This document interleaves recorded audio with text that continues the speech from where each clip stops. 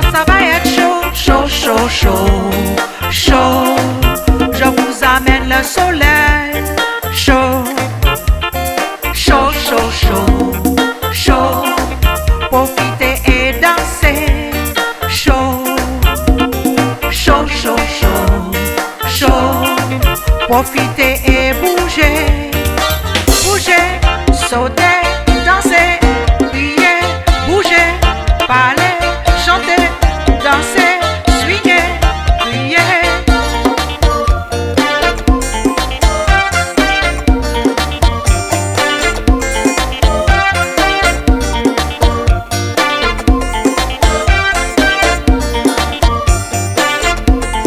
C'est ce soir, et ce soir ça va être chaud, chaud, chaud, chaud, chaud. Je vous amène le soleil, chaud, chaud, chaud, chaud, chaud. Profitez et dansez, chaud, chaud, chaud, chaud, chaud. Profitez et bougez, bougez, sautez, dansez, criez, bougez, parlez, chantez, dansez, swingez, criez.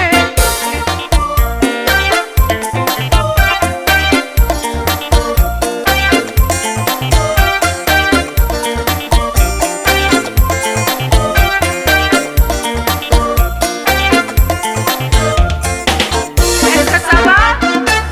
On va swinguer en Africa. Doumbé, doumbé, doumbé, doumbé.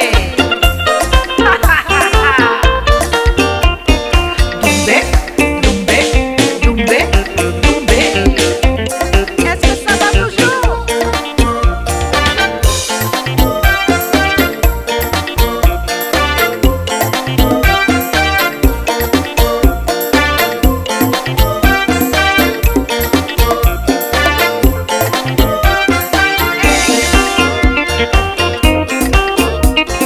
Venez danser ce soir, et ce soir ça va être chaud, chaud, chaud, chaud, chaud.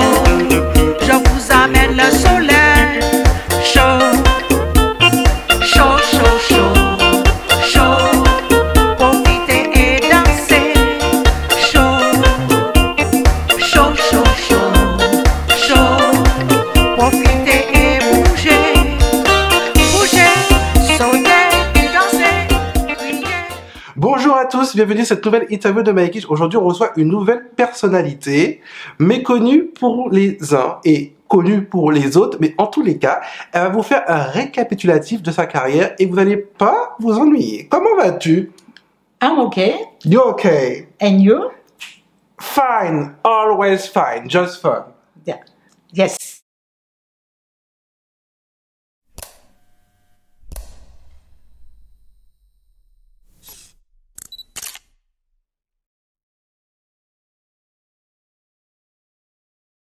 Dis-moi, qui es-tu? Ouais. Je m'appelle Jeanne Ouais, Bussy. d'accord. Je suis de la Martinique, Martiniquaise, Caribbean Caribbean girl. people. Ok. Et ma Martinique, Ouais. nord de la Martinique. D'accord. Je suis en premier plan Mhm. comme sportive professionnelle. D'accord. La première gardienne de handball en Martinique, c'était moi. Ok. Bon, je suis partie en métropole par Bibidome, D'accord, donc tu fais partie de cette vague de Bibidome. T'avais Bibidome. quel âge? 17 ans. D'accord. Et t'es parti pour quel motif? Pour le sport? Le sport. Ah, d'accord. Alors, disons, handball, c'était ma famille, c'était ma cousine. Il y avait Josiane, il y avait Joséphine, il y avait Jean-Charles, il y avait aussi Fayot, et puis, comment s'appelle encore, j'oublie le nom, etc., etc. Et on jouait avec les garçons. Ça fait qu'on a été vraiment, vraiment forte dans cette sport. Et comme gardienne, c'était moi, la gardienne Je jouais avec même du football aussi, ma cousine Josiane aussi. Et en fait, après, je suis partie pour Bidom. Et ça fait comme Bidom, quand je suis arrivée ici, je pensais que c'était tellement facile d'entrer dans un groupe de handball en métropole.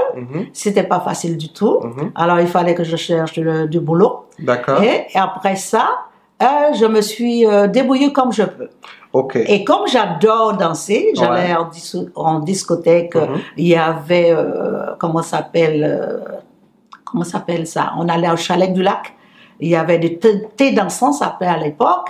Alors, il y avait des fois de groupes antillais qui avaient la musique, qui jouaient la musique antillaise, eux, ils avaient la chance de pouvoir travailler plus que les Africains. Eux, ils étaient étudiants, et les Martiniquais et Martiniquaises, on recherchait des danseurs comme ça. Je me suis présentée. Alors, à ce moment-là, ils m'ont vu, je dansais bien, ils m'ont proposé de travailler avec eux. Ce sont des groupes qui n'ont pas été connus. Et on est parti en Italie, on est parti en Tunisie, on est parti au Maroc. D'accord, donc là, en fait, tu dansais pour des groupes antillais, black. Disons, un seul groupe antillais black. D'accord, ok.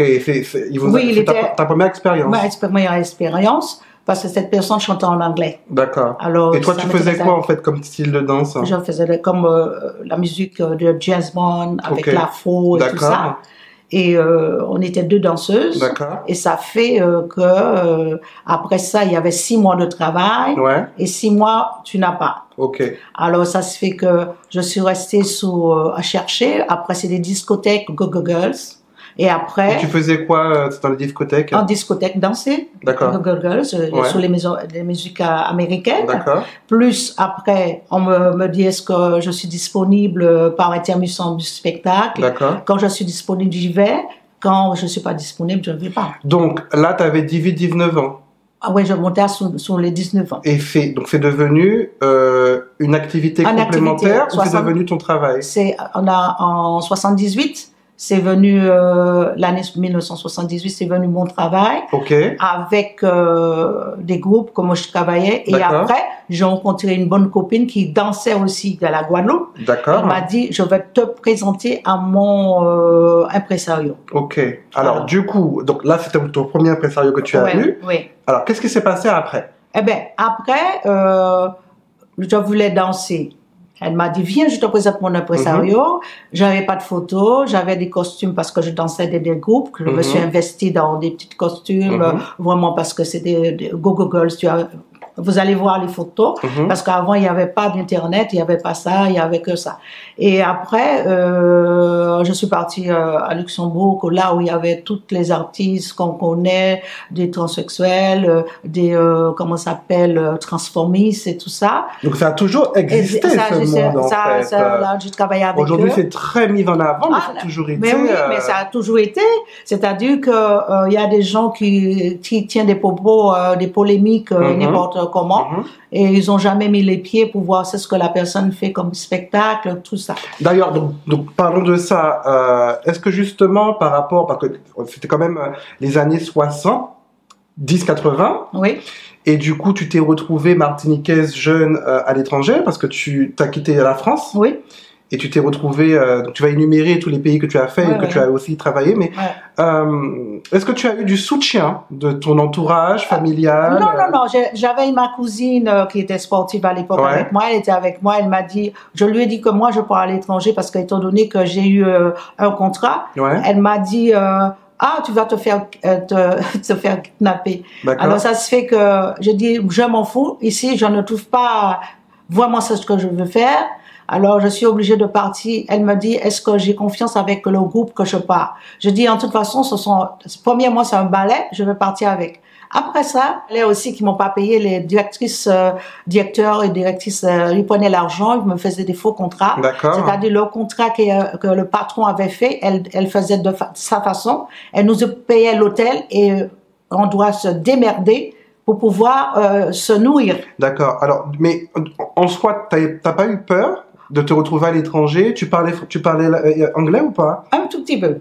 Je comprenais. Alors, tu t'es retrouvée à l'étranger toute seule et tu parlais pas anglais? Non. Waouh! Non, je parlais pas anglais, je parlais pas. Mais tu avais juste la passion de la danse. Là, la passion de la danse, je vais arriver. Et comment tu as réussi à te faire comprendre, communiquer, enfin? Ah ben, c'est-à-dire que quand je suis arrivée, j'ai fait l'Autriche. Après, je parle l'allemand. Et puis à ce moment-là, parce que l'allemand c'est bizarre. Comment t'as fait pour te faire? Ja, das ich habe gelernt. J'ai rien compris. Oui, j'ai appris. Ok. J'ai appris un peu des mouvements. Et t'as pas eu peur de te retrouver dans un pays et tu ne maîtrises pas la langue, enfin? Non, ça m'a pas dérangé parce que je me sentais bien, que c'est ce que je voulais faire. Parce que à Paris, personnellement, j'avais des impresarios aussi. Et puis, tout un chichi, il faut avoir 1m80 et si patata. Alors, à ce moment-là, j'ai dit, bon, je vais changer de place. Parce que je pense que à Paris, j'avais pas. Et même sous le plan antillais, c'était vraiment coincé. On te paye pas et on est toujours en train de dire ah ouais, tu vas venir danser avec moi et comme ça je vais te faire arriver quoi. Mais c'était pas ça, c'était pas sérieux. Alors du coup, tu as dit que tu arrives en Autriche. Dans quel pays exactement où tu as travaillé, mais tu as eu des mandats qui étaient longs? Ouais, j'ai travaillé en Autriche, au Moulin Rouge, c'est une très grande, comme on dit, cabaret. D'accord. Il y a le musical, il y avait toutes sortes d'artistes, il y avait des chanteurs, des jongleurs, et transformistes et tout ça. On était des groupes vraiment soudés. Et je suis partie avec ma copine, Nina. Est-ce que j'ai permis parce que c'était une bonne copine. Ouais. On a fait des super costumes comme le Lido Paris, comme le Folie Alors tu les as faits ou tu les as achetés? J'ai donné à faire pour moi. Ah, tu demandais à faire. À faire. D'accord. Et j'ai Joséphine Baker. Ouais. J'ai fait tous ces costumes. Et j'ai passé avec Joséphine Baker costume de faire comme Joséphine Baker sous scène. Donc en fait, tu reproduisais la prestation des artistes. C'est ça. Okay. Alors ça se fait que Tina Turner, je l'ai fait. D'accord. J'ai fait l'Allemagne, l'Autriche, le Danemark, la Suède, la Suisse, Espagne, Italie. Après, je suis partie en Afrique, à Abidjan. À l'époque, quand c'était bien en Afrique, parce que maintenant, c'est différent. Je suis passée à Cocodile, hôtel Cocodile à Abidjan. Et il y avait le président Kofout Boigny, c'est lui qui nous avait invité avec, il y avait le consulat de France et tout ça, et machin. Et moi, je suis partie avec ma copine, nous tous les deux, on a fait le tournée. On était vraiment deux artistes, 10 ans de travail, on était vraiment des artistes soudés. C'est-à-dire que moi, je faisais l'imitation comme toutes les transformistes ou bien les transsexuels, ils faisaient la Dalida et machin comme ça. On reproduisait tout ce qu'on voyait sur la page. D'accord. Et après, j'avais mon contrat est déterminé, puisque étant donné que les flyers, il fallait le faire, et soit les patrons, ils font les flyers, ou bien c'est moi qui le faisais, on envoyait tout ça pour les flyers, les photos, et puis après les patrons, ils nous téléphonent, ils nous envoient une lettre recommandée, avant c'était ça, pour pouvoir dire j'accepte votre programme. Alors ils nous faisaient déjà 1 mois de contrat, bien. Après, on avait 1 an de contrat indéterminé. Alors du coup, tu es danseuse, tu reproduisais les prestations des artistes. Oui. Donc tu as évolué en France. Et j'ai une question qui est l'argent. Ah oui. Tu as bien gagné ta vie? Ah oui, je gagnais ma vie. Je gagnais ma vie très bien parce que les costumes, comme moi, je me suis acheté toutes les strass, toutes les perles pour la tête, comme Joséphine Baker et tout ça. Eh ben, ça coûte très cher. Eh ben, déjà pour le soutien tout crassé avec les colliers et tout ça. Eh ben, ça coûtait vraiment une fortune, hein. Et à l'époque, c'était, disons, déjà pour le soutien-gorge, ça te coûtait au moins dans 2500 francs. Et après, on montait jusqu'à 3500. Et quand aujourd'hui... Les panaches de plumes, c'est dans les 6000 francs. Et quand 7000. Et quand aujourd'hui, enfin pas aujourd'hui, quand justement la Martiniquaise qui est arrivée en métropole et qui se retrouve à l'étranger et qui est financée par rapport à son art, le talent, la danse, à ses premiers cachets, de gros cachets de ce que je comprends. Quel est ton état psychologique? tu es comment? Tu es euphorique? Tu es fier?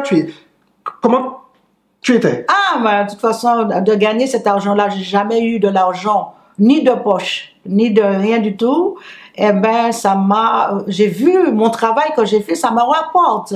Parce que mes parents disaient, ah, vous allez pas danser chez moi, vous allez à l'école, et puis, si, patata.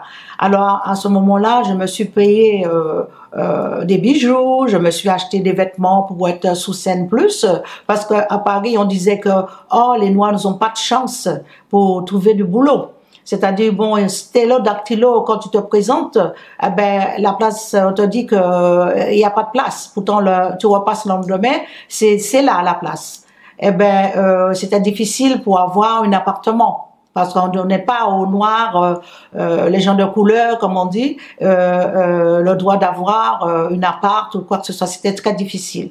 Alors maintenant, les choses ont évolué, que les gens personnellement, ils ont beaucoup la possibilité d'être sur Internet. On a ouvert, le passage est Bien ouvert sûr. pour tout le Oui, monde. Internet. Et nous, on prenait le boutique-caisse et comme ça, et on mettait toutes les flyers dans ça. On passe en Italie pour voir les impresarios. Voilà, c'est ce que je fais. Est-ce que ça vous intéresse? On marchait comme ça. On faisait les choses comme ça et puis on te dit bon, je vais vous téléphoner et je vous envoie un télégramme. Alors à ce moment-là, on se présentait comme ça, c'était pas facile. Et il y a d'autres artistes qui ont bien investi, qui ont acheté leur maison et tout ça. Mais après, non, j'ai bien gagné. C'est pas pour dire que j'ai pas gagné. Moi, je me suis pas investi vraiment dans. C'est ce que je voulais faire, plutôt pour me présenter en tant que black antillais qui n'avait pas de chance nulle part. Même avec mes compatriotes, on me mettait les bâtons dans les roues. Quand je suis partie à l'étranger, j'ai vu que en Allemagne, on m'a accepté. En Autriche, on m'a accepté. Dans tous les autres pays, au Danemark, on m'a accepté sans problème. Alors à ce moment-là, je dis je reste là-bas. D'accord. Et donc justement, c'est bien que tu dises que tu parles de cette partie-là parce que c'est la prochaine question. Quand justement tu t'es installé, tu te fais ton argent, tu fais ta carrière. Quel est le regard de tes proches, de ta famille? Est-ce que c'est un univers qui a été accepté ou pas? Non, c'est-à-dire que la mentalité. Quand tu es artiste, tu es danseuse, elle pense que toi, tu fais la prostitution. Ah oui, carrément. Oui, carrément. D'accord. Ils te donnent, ils te cataloguent. D'accord. Alors, ils te voient, soit tu es en bikini, un peu plus de mini. D'accord. Alors, à ce moment-là, tu n'es comme si tu fais pas partie de la famille. D'accord. Alors, ça se fait qu'il y a... Et ça, tu as vécu ça? Oui, il y a un rejet, même si tu apportes des cadeaux, voilà, comme tu n'avais pas parce que tu as été pauvre. Pauvre. Ma mère n'avait pas d'argent. Je voulais aussi sortir de cette pauvreté. D'accord. Et j'avais ma petite fille... je voulais sortir aussi pour prendre ma fille, pour pouvoir donner une bonne éducation et puis donner des belles choses. Toi, justement, le fait que tu vois que tu gagnes ton argent, que tu es heureuse de faire ce que tu fais, que tu es fière de toi. Je représente la Martinique. Et que la famille n'accepte pas. Comment tu as vécu ça, en fait? Tu te dis quoi? Tu le vivais mal ou tu t'en foutais? Je vivais mal. Quand sous scène, on oublie tout. Mais après sortir sous scène, on a ça dans la tête. Tu peux envoyer de l'argent, tu peux envoyer des vêtements. Soit ils te disent qu'ils n'ont pas reçu de l'argent, mais ils ont déjà mangé l'argent. Mais c'est bizarre parce que tu me dis que ta famille n'acceptait pas l'image de danseuse, mais ils te demandaient de l'argent. Oui, de l'argent par exemple, j'envoyais l'argent pour eux. Mais c'est bizarre parce que en fait, pourquoi accepter de l'argent d'une prostituée? Mais oui, parce que j'envoyais l'argent pour eux et j'aidais quand il y a la fête, je faisais la fête. En tant que catalogue, comme ça. Et je les ai invités de venir me voir, c'est ce que je fais. Jamais. Ah, tu les as invités? Non, jamais. Ah, aucun entourage proche est venu te voir? Non. D'accord. Non. D'accord. Après, je suis entrée sous Paris pendant les... Peut-être qu'ils ne comprenaient pas. Ah, mais oui, mais je suis entrée sous Paris, sur le Champs-Élysées. Je travaillais au milliardaire pour pouvoir remplacer une fille. Et c'était là, ils pouvaient venir me voir. Jamais ils sont pas venus. Tu le leur as dit ou pas? Mais bien sûr, je les ai dit. Et quelle a été la réponse? Ah ben, de toute façon, non. Beaucoup d'artistes que je reçois également me disent que le métier d'artiste n'est pas facile. Non. Et comme c'est pas un métier qui est métro boulot dodo salarié, les personnes qui font justement dans la catégorie de métro boulot dodo Ouais. n'arrivent pas trop à comprendre les Ah ben, artistes. j'ai rencontré pas mal d'artistes qui sont chanteurs, ils sont stars maintenant, Ils sont ont pas eu passés, d'encouragement. qui sont passés à la télévision en France parce qu'ils ont été pistonnés. Mhm. Comment ça s'appelle? En France, quand j'ai travaillé au Havre, c'est comme le Lido de Paris. Mhm. Alors, je me suis débrouillée, c'est ce qu'il fallait faire comme artiste pour pouvoir passer. Burlesque, je l'ai fait. Gogolep, Toplex, je l'ai fait. Subtus, je l'ai fait. Alors moi, je vois pas qu'est-ce que je l'ai fait de mal pour ne pas m'accepter, pour dire que je suis ci, je suis ça. Et puis ta vie t'appartient, ton Mais- corps t'appartient, mais tu oui, fais ce que mais tu oui. D'accord. Donc, tu es installé, tu as Allemagne, Danemark et tout, Ouais, ouais. donc tu danses. Est-ce que tu as eu d'autres envies après ça que la danse? Oui, je voulais aller plus loin. Qu'est-ce que tu voulais faire? Être actrice. Actrice. Là, Moi, je l'ai fait. Ah, tu Je as l'ai été fait. actrice. Je l'ai fait. D'accord. J'ai pas été figurante, hein. Moi, j'ai D'accord. mon petit rôle aussi, hein. D'accord. Ouais. Alors, du coup, ben, parle-nous-en. J'étais à Saarbrück, et disons pas loin de Marlebach. Et puis, il y a un producteur qui est venu, il m'a vu sous scène, il m'a demandé est-ce que ça m'intéresse de jouer dans leur programme pour pouvoir être actrice. Enfin, le film est sorti, on a eu le Lion d'Or Party Girls. par Party Girls. Alors, je ne sais pas si les personnes, ils ont regardé. J'ai un petit rôle. Il est passé sur France 2, effectivement. Ouais. Il est passé également au cinéma. Oui, on a eu le Lion d'Or.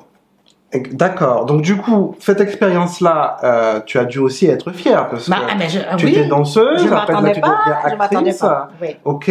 Je m'attendais pas. Sur le tournage et tout, tu étais comment? C'était normal pour toi ou tu vivais un rêve? Ah ouais, c'était normal pour moi parce que j'ai l'habitude avec les caméras. Et en plus, c'était une expérience aussi. Alors, ça se fait que de voir les gens prendre soin de toi, tout ça, et machin. C'était super, c'était génial. Je n'oublie pas tout ça. Hein. Je pense à tout le monde là-bas quand on a travaillé ensemble. Ok. Ouais, ouais. Donc, du coup, danseuse, sportive, actrice. Ouais. Ce n'est pas terminé. Non. Tu as eu un projet que tu as réalisé. Oui. J'ai fait un album que j'ai fait en Allemagne. D'accord. Avec Tracy et Brigitte. Ouais. Il s'appelle comment? Love is not taboo. Pourquoi cette phrase? On parle de love. Ok. C'est-à-dire Es-tu une femme qui aime l'amour? J'aime l'amour quand c'est bien présenté. D'accord. Parce que, étant donné qu'il y a beaucoup de femmes qui souffrent de l'amour, et surtout s'ils n'ont pas d'affection et tout ça, et il y a par exemple, l'être humain est comme ça, soit ils sont de passage, et puis ils viennent comme ça, ils repartent en pensant que tu es contente d'avoir quelqu'un. Mais au fait, quand tu es artiste, c'est pas bon non plus, hein, parce que tu te fais avoir. Parce qu'étant donné que tu peux pas être là tout le temps pour voir la personne. Alors du coup, Love is not taboo. Combien de titres? 5 titres. Love is not taboo. Du coup, le voici. Donc voici son album. Love is not taboo. Ça fait 5 ans. D'accord. Donc il est sorti ou pas? Eh ben, c'est-à-dire, il y a eu un problème. D'accord. Celui qui s'occupait de moi. Il est malade. Ça fait que j'ai pas pu faire le reste. Alors du coup, tu as 4 titres dessus, donc c'est plutôt quelle influence? Ça parle de l'amour. Oui, mais en termes de musicalité, c'est quoi? R&B, soul, électro, pop, house? R&B. R&B. D'accord, donc c'est ton univers. C'est mon univers. Ok, donc alors, as-tu abandonné la chanson ou pas? Non, je n'ai pas abandonné. Alors, présente-nous ton dernier projet. Mon dernier projet, je suis passée sur le plan antillais. Ouais. Avec Mozart, quand j'ai toujours travaillé avec lui comme danseuse. Il m'a toujours soutenue, aussi. Et puis, c'est lui qui m'a proposé comme, maintenant aujourd'hui, Diana officielle, Isabelle, ce titre. Il y a encore d'autres titres que c'est pas sorti. Je l'ai également scénarisé sous forme de TikTok. Donc je vous avais dit que j'allais présenter justement ce TikTok-là parce que j'ai une future invitée qui allait arriver. Donc la voici. Et c'est le TikTok où où vous me voyez faire une chorégraphie. Isabelle, qu'est-ce que tu as voulu montrer, faire ressortir par ce titre? C'est-à-dire que c'est un combat que quand tu es artiste, il faut toujours réaliser ton rêve. C'est-à-dire qu'il y a quelque chose qui n'est pas terminé. D'accord. Alors, c'est pourquoi j'ai la chanson Je suis après, Ouais. parce qu'étant donné que j'ai pas terminé cette œuvre. D'accord. Alors, je veux terminer ça comme ça. Quand je terminé, je dis bon, c'est accompli quoi. Et tu as tout fait. J'ai tout fait. Danseuse, actrice, chanteuse, sportive. Donc effectivement, la boucle est bouclée. Et bouclé. Donc tu peux dire aujourd'hui que tu es une artiste complète. Oui, si tu veux. Tu peux dire que tu es une Ouais. artiste complète puisque tu ne t'es pas contentée à rester que dans une catégorie. Oui. Au fur et à mesure, tu as été sur plusieurs plans et tu les vas réaliser. Donc, avec mon argent. Donc tu peux être fier de toi. Merci. Parce que concrètement, c'est pas donné à tout le monde de sortir de sa petite Martinique, Ah oui. d'aller à l'étranger, de ne pas parler la langue, Ah oui. de se faire comprendre. Yes. Et par ailleurs, Oui. on te reconnaît, tu danses, tu gagnes ton argent Oui. et tu fais ta vie à l'étranger carrément. Mais à l'étranger, c'est-à-dire qu'on reconnaît, c'est ce que je fais. Mais en tant que française, moi je suis française, martiniquaise, européenne, que mes compatriotes, ils m'ont pas aidé. Avaient dit, bon, c'était ça, tu viens me voir et on te laisse là démerde-toi, quoi. Et on veut toujours que toi, tu danses gratuitement. Ah, c'est pas mon plan. Ça fait en métropole. Oui, en métropole. Quand on m'a fait appeler, moi je dis, bon, j'ai un impresario en Allemagne, si vous voulez que je vienne danser pour vous, il faut me payer. Bien sûr. Ouais. Mozart, il l'a fait. J'ai dansé avec lui, il m'a payé. Comment ça s'appelle? Et moi, je peux pas tout le temps.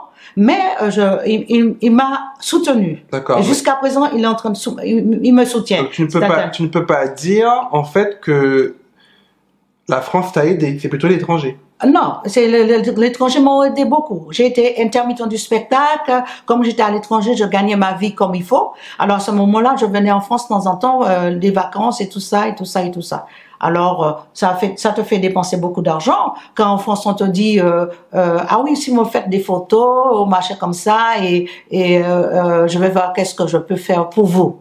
À ce moment-là, tu attends, il n'y a pas de réponse. Et puis, bon, quand tu vois, il n'y a pas de dépense, tu as déjà dépensé de l'argent pour faire les photos, pour faire les costumes, et ça coûte cher. Toute seule. Toute seule. Alors, qu'est-ce que tu dois, en pensant que tu vas gagner pour pouvoir sortir dans toute tout l'argent que tu as dépensé.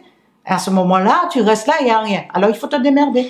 Et en termes de rencontres, est-ce que tu t'es lié de fortes personnalité, ah oui. Avec entre tous les personnes que tu as rencontrées dans ta carrière? Ah, moi j'ai rencontré beaucoup de Jamaïcaines, des Américaines, comme ça, puisque étant donné qu'on est dans le même cercle et tout ce que tu veux quoi. Et on a vu, moi j'ai rencontré des grands artistes qui sont venus nous voir travailler au Danemark. Tom John qui va passer bientôt je crois c'est à l'Olympia ou je sais pas où il va passer, mais je sais qu'il va venir en France. Joe Cocker, tout ça. Et aujourd'hui, quand tu regardes l'univers artistique, la situation actuelle, que ce soit dans l'univers cabaret ou autre, c'est pareil ou pas? Ça a changé? C'est différent? C'est-à-dire que maintenant, il y a 2009, le cabaret où tout a vraiment changé. Depuis que le mur, ils ont cassé le mur de Berlin et puis toutes les Russes sont entrés de la France, ils sont venus en France, ils sont venus dans toute l'Allemagne, la Suède, partout. Ça a tout bouleversé, ça a tout cassé. Et ces filles-là, elles sont belles, elles sont grandes, elles sont blondes, et les hommes ont couru après. Hein. Alors ça se fait qu'on a eu, et elles sont mariées avec les patrons qui nous donnaient du travail, qui allaient sur le même sens avec nous, tout ça. Et ces filles-là sont venues, ils ont tout cassé. C'est-à-dire, ils sont mariés avec les patrons, ils ont tout changé. Les hommes qui venaient nous voir, ils ont été avec eux mariés, mais ils étaient là pour ramasser et pour ramener dans leur pays.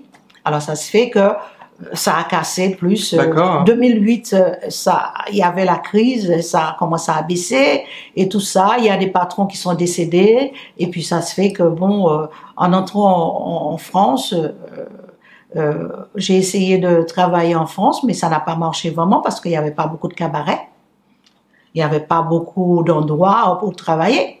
Alors ça se fait que je dis bon, je reste comme ça en attendant que c'est ce que je fais sur la chanson, les albums, comment ça va terminer. D'accord. Et aujourd'hui, ça te fait un univers qui te manque ou pas? Oui, ça me manque parce que ça me manque la scène.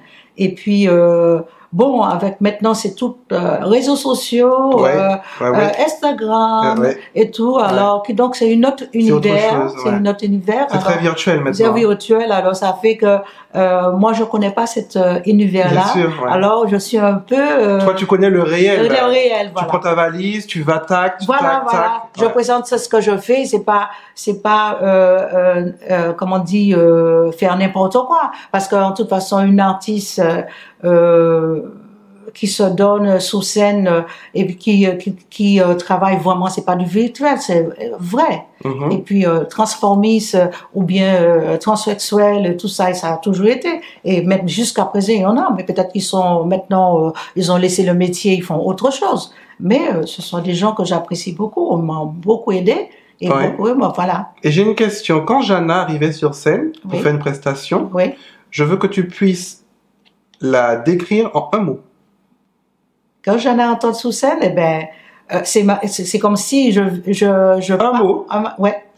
Quel mot? Je suis heureuse. Heureuse. Ouais. Mais en termes de personnalité, je veux que tu puisses me qualifier Jana à un animal. Ce serait lequel? La panthère. Ok. On t'appelait panthère? Non. Non. Non, mais moi, c'est là. Tu passes comme ça. Alors c'est ça, hein. Quand je suis sur scène, là, comme une panthère. Comme une panthère. Alors, je me suis pas habillée en panthère, mais c'était sous scène, c'est dans ma tête, hein. Alors il faut pas qu'une personne soit plus que moi là. Ah, it's me. It's me. It's Jenny. It's Diana. It's Diana. It's my time. It's my time to you. You not break nothing for me. Let me do it. Ouais. Ok, d'accord. Une personne qui nous regarde, cette personne-là est en début de carrière, elle a tout comme toi, pas de soutien, elle a peur. Qu'est-ce que tu pourrais lui dire? Il faudrait que tu puisses lui parler comme toi, tu aurais aimé qu'on te parle quand tu avais 17, 18 ans. Oui. Si vous avez un rêve à faire, vous avez ça dans la tête, il faut le faire, il faut réaliser. Malgré les critiques. Malgré les difficultés, malgré les critiques, malgré toutes les bombardes qui viennent derrière, il faut pas les écouter. Parce que eux, ils connaissent pas, ils ont pas fait. Pourquoi les écouter? C'est pour te bloquer. Il faut aller vers l'avant. Si tu n'as pas réussi, il faut continuer jusqu'à temps que tu as ton objectif, c'est fait, et puis après tu vas dire waouh, je l'ai fait. C'est ce que tu as fait. Mais c'est ce que j'ai fait. C'est pour ça que tu as évolué dans toutes les disciplines, puisque tu as voulu aller jusqu'au bout. Et là, tu es sur le. J'ai mon discipline, c'est-à-dire que moi personnellement, je veux aussi par rapport à mon pays, qui est la Martinique, qu'on m'a vraiment pas aidé, ils m'ont pas propulsé en lumière, étant sportif que j'ai commencé. Et puis moi, j'ai pris mes propres ailes pour pouvoir arriver à faire quelque chose, parce que ma mère, elle pouvait pas m'aider. Alors moi, je l'ai fait. Alors voilà. Donc tu peux dire au final du compte que tu ne peux pas rougir de ton parcours sur Terre parce que tu as fait ce que tu avais envie de faire en fait. Mais oui, tout est tracé. Hein. Tu as fait ce que tu avais envie de faire. Tout est tracé. Même si les gens ils racontent n'importe quoi sur les artistes, le monde de la nuit, ils connaissent très mal le monde de la nuit. D'accord. Hein? Parce que le monde de la nuit n'est pas c'est ce qu'elles pensent. Parce que moi, je connais, j'ai travaillé avec des professeurs, des professeuses qui, pendant les vacances, venaient travailler pour pouvoir faire l'argent en plus. D'accord, oui, en complément. En complément. Le soir. Le soir. dans mon univers. D'accord. Alors, ça c'est leur problème, mais ils venaient faire passer des vacances, mais ils gagnaient leur argent comme ça. D'accord. Ah oui. Ok. Ah oui. D'accord. Alors, En tous les cas, si vous désirez suivre Jana, parce qu'en fait concrètement là, donc il y a Isabelle qui est déjà sortie sur sa chaîne YouTube, mais il y aura d'autres titres qui vont sortir.